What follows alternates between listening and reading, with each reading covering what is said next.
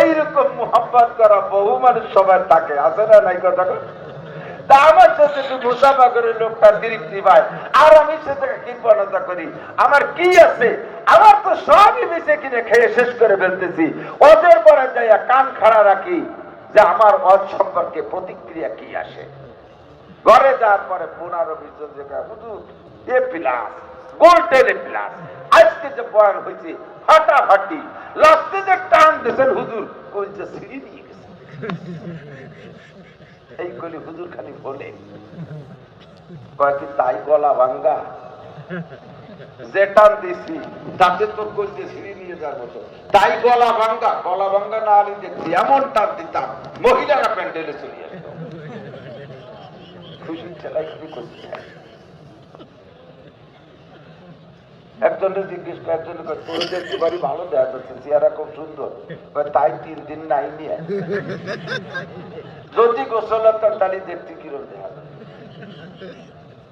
আমরা এইগুলো করে করে আমাদের সংসার মজা কেমন হলো, প্রশংসা কেমন হলো, হাতিয়া কেমন হলো, টাকা কম দিলে না বেশি দিল, এই দামটা আমাদের সবকিছু শেষ। ফাঁকে যদি একটু মুসাফা করি, এর ওসিলায় যদি কিয়ামতে নাজাত পেতে পারি, এমন একটা ওসিলা আমার বানায় রাখা দরকার আছে না নাই? প্রত্যেকটা মানুষের বানায় রাখা দরকার আছে। রহমতে হক বাহানা মিডিয়া, আল্লাহর রহমতে বাহানা খোঁজে, আল্লাহর রহমতে বাহানা খোঁজে, আল্লাহর রহমতে বাহানা খোঁজে, রহমতে হক বাহানা মিডিয়া, বাহানা মিডিয়া। আল্লাহর রহমতে মোটা কিছু খোঁজে না, সামান্য সামান্য বাহানা পাইলে বহু মানুষকে আল্লাহ তাআলা পার করে দিবে। তাহলে আমি কেন মুসাফা করবো না? আল্লাহু আকবার। এমন করে যার কাছে যা আছে তাই দিয়ে বলবে, ভাই আমারে চেনেন, আমি আপনারে পারে পয়সা দিয়েছিলাম, আমি আপনারে চাপান করেছিলাম, ও হুজুর চেনেন নাকি? রাস্তা আপনার সাথে মুসাফা করেছিলাম, আপনার সাথে গল্প করেছিলাম, আপনার সাথে বাসে এক পাশাপাশি বসেছিলাম। এমন করে বহুজনে বহু কিছু বলে বলে সম্পর্ক করার চেষ্টা করবে। কেউরে চিনবে, কেউরে চিনবে না। কারণ একজন বক্তা এখানে বয়ান করে, আমরা লাখখানিক মানুষ তাকে একারে দেখতেছি, আমরা 1 লক্ষ মানুষ তার মনে রাখা সম্ভব, কিন্তু বক্তা এর ভিতরে সব মানুষকে মনে রাখা সম্ভব না, ঠিক না? আল্লাহু আকবার। এরপরে উনি বলবেন, আল্লাহ বহু মানুষ আমার চেনে, আমি তো আবার অনেককে চিনি না, কি করা যায়? আল্লাহ পাক রব্বুল আলামিন বলবেন, ও আল্লাহর বান্দা আব্দুর রহমান, ও আল্লাহর বান্দা আজিদুল হক, আল্লাহর বান্দা আব্দুল মান্নান, ও মাওলানা আব্দুল মুক্তাদের, ও মাওলানা শামসুল্লাহ ফরিদপুরি, তুমি যারে চেনো, তোমারে যে চেনে, তুমি যাকে চেনো, তোমাকে যে চেনে, তুমি চেনো আর না চেনো তোমাকে চেনে, উভয় সম্পর্কে সুপারিশ করো।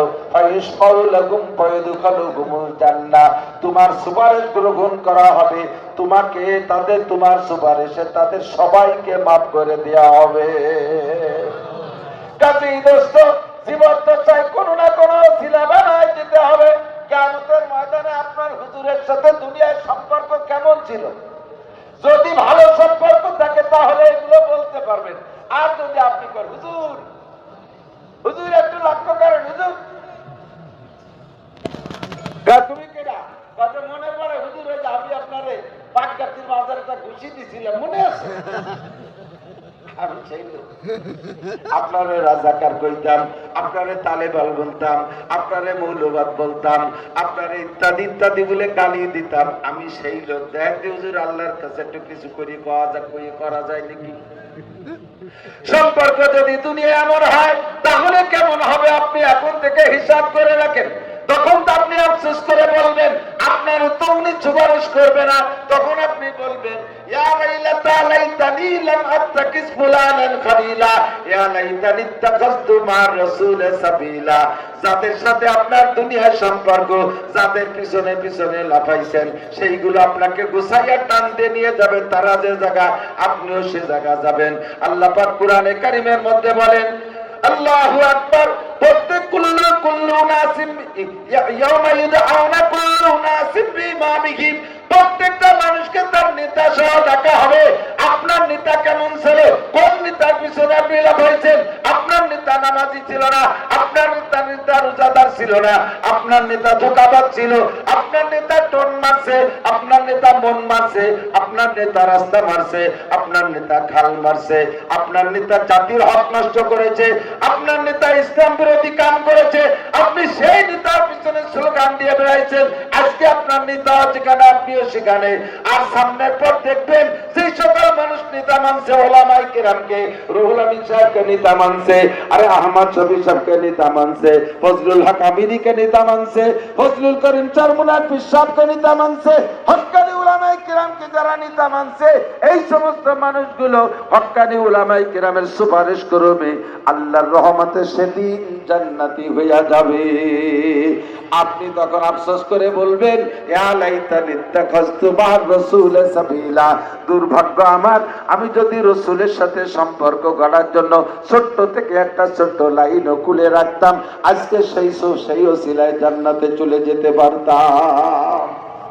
কথা এসে গেলে একটু বলে নেই। হুজুর বলেন কিয়ামতের ময়দানে এই সকল মানুষ আল্লাহ পাক বলবেন, তোমারে সারা দুনিয়া ভরে খোড়া মানুষটা ঘুরে ঘুরে খাওয়াইছি কেন জানো? যেই বাড়ি খাইছো তুমি একজন জান্নাতি মানুষ। ওই বাড়িওয়ালা বলবে, হুজুর আমারে চেনেন নাকি? আমার বাড়ি মাহফিল করতে এসে খেয়েছিলেন। হুজুর আমারে চেনেন? আমি এক চামচ ভাত তুলে দিয়েছিলাম। হুজুর আমারে চেনেন? আমি আপনার মাছ সংগ্রহ করে দিয়েছিলাম। এমন করে হাজার হাজার মানুষকে আল্লাহ মাফ করাবেন বিদায় তোমার মতো খোলা মানুষটারে সারা বাংলাদেশ ঘুরে খাওয়াইছি। দারুল উলুম দেওবন্দের একটা গল্প আমি শুনেছি। দারুল উলুম দেওবন্দ মাদ্রাসা ভারতে যখন প্রথম প্রতিষ্ঠিত হয়, কাসেম নানুতুবি রহমাতুল্লাহ আলাইহি মাদ্রাসার আয়ের উৎস হিসেবে মহল্লায় মাস সাপ্তাহিক ভাবে মুষ্টি আটা কালেকশন করতেন। মুষ্টি আটা, আমাদের দেশে মুষ্টি চাউল কালেকশন হয়। গহরডাঙ্গা মাদ্রাসা থেকে বরকতি কলস ছাড়ছে, গেছেন আপনাদের এলাকায়? অনেক এলাকায় গেছে বরকতি কলস। এই বরকতি কলসে বরকতি মনে করবেন, একদিন কাজে লাগে, দাগ লাগবে, দাস্তা বকারায়াত গরচে বাসা ছাড়ে মার, রেখে দাও কাজে লাগবে যদিও সাপের মাথা। আজকে যদি এক মুঠ কম খায় তার মধ্যে এক মুঠ চাউল রাখতেছেন, দেখবেন এই এক মুঠ চাউল একদিন কাজে লাগবে। কাসেম নানুতুবি রহমাতুল্লাহ আলাইহি দারুল উলুম দেওবন্দ বানাইয়া ছাত্রদেরকে প্রত্যেক শুক্রবারে মুষ্টি আটা কালেকশনে পাঠায় দেওবন্দ শহরে, দেওবন্দ গ্রামে। ওই দেওবন্দ শহরটাই এখনো হিন্দু বেশি। আমি যখন গিয়েছি 1991 সালে, সে সময় দেখেছি মুসলমানের চাইতে হিন্দু বেশি। তার বাকে বাকে যা মুসলমান আছে তাদের ভিতর দিয়ে মুষ্টি আটা কালেকশন করতো। একদিন এক বড় লোক আইসা নানুতুবি রহমাতুল্লাহ আলাইহিকে বলতেছেন, হযরত, মাদ্রাসার ছাত্ররা আল্লাহর মেহমান, এরা কত সম্মানী, কত দামি, এরা রাস্তা দিয়ে হাঁটলে ফেরেশতারা নূরের পর বিছাইয়া দেয়। এই রহমতের ফেরেশতা যারা যাদের পায়ের নিচে পর বিছাইয়া দেয়, এত দামি দামি মানুষগুলো মানুষের দুয়ারে দুয়ারে শুক্রবারে যাইয়া একটু আটার জন্য দাঁড়িয়ে থাকে ভিক্ষুকের মতো। আমার একটু ভালো লাগে না, আমার বড় খারাপ লাগে। হিন্দুরা দেখা ঠাট্টা করে, দেখো ইসলাম কত খয়রাতি, এক মুঠ আটার জন্য দরজায় দাঁড়িয়েছে, আমার এইটা খুব খারাপ লাগে। হুজুর বললেন, বাবা করব কি? সরকার থেকে কোনো বাজেট নাই, আমাদের মাদ্রাসার আয়ের কোনো উৎস নাই, জায়গা নাই, জমি নাই, আল্লাহর মেহমানদেরকে খাওয়াবো কি? মানসি মুঠ মুঠ আটা দেয়, তাই গুছাইয়া তাদেরকে খাওয়াই। বড় লোক বললেন, হুজুর তাহলে যদি আটার ব্যবস্থা হয়, কালেকশন কি বন্ধ করবেন? তার ব্যবস্থা কিভাবে হবে?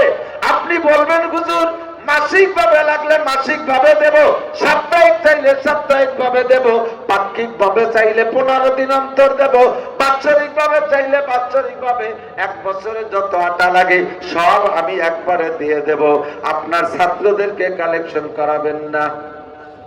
হুজুর বললেন, আল্লাহ তোমারে তৌফিক দিক, তোমার প্রস্তাবটা বড় সুন্দর, তবে আমি এ ব্যাপারে এখনই রেজাল্ট দিতে পারছি না। আগামীকাল আমার একটা মিটিং আছে, মিটিং এর পরে তারপরে রেজাল্ট দেব। মিটিংটা হুজুর করবেন কার সাথে? মাদ্রাসার কমিটির সাথেও নয়, শিক্ষকদের সাথেও নয়, যাদের কাছ থেকে কালেকশন করে তাদের সাথে হুজুর মিটিং করবে। শুনেছি যে বলে হুজুর রাতের বেলা এক বৃদ্ধা মহিলার কাছে গিয়েছেন, যে বলছেন, দাদি তোমাদেরও কপাল ভালো, আমাদেরও কপাল ভালো, আমার ছাত্রদেরও কপাল ভালো। আমার ছাত্ররা প্রত্যেক শুক্রবারে আটা কালেকশন করতে যায়, তাদের কষ্ট হয়, বিরক্ত বোধ করে। আসসালু যুল্লুন, কালেকশন করা সবচাইতে জিল্লাতি। আল্লাহু আকবার। আমিও তো কালেকশন করেছি, এই গহরডাঙ্গা মাদ্রাসার জন্য করেছি। যে সব মাদ্রাসায় পড়াইছি, আমি বুখারী শরীফ পড়াই লক্ষ্মী ভাষা, আমি নিজে মাথায় 2 মনে ধানের বস্তা নিয়ে রামপুর দুলালগাতি গড়িভাঙ্গা ওই এলাকায় কালেকশন কইরা, কুমড়ি মাউলি ওই এলাকায় কালেকশন করে 2 মনে বস্তা আমি মাথায় করছি। ছাত্ররা ছোট ছোট, তারা বহন করতে পারে না। একদিকে আমি মাদ্রাসায় দিনের বেলা শাইখুল হাদিস, আবার আরেক সমাজে আমি মাঠে ময়দানে কালেকশন করছি। রামপুর ঘড়িভাঙ্গা দিনের বেলা কালেকশন করছি, রাতের বেলা ওই এলাকায় মাহফিলে আমি প্রধান বক্তা। কষ্ট লাগে, বড় দুঃখ লাগে। বর্তমান ছাত্রদের দিকে তাকাইয়া কালেকশনে পাঠাইলে তাদের ইজ্জত যায়। ভাই কালেকশন আলা মাদ্রাসায় পড়বো না, কালেকশন আলা মাদ্রাসায় পড়বো না। তোমার জন্য বস্তা ভরে টাকা নিয়ে কে বসে আছে? কওমি মাদ্রাসার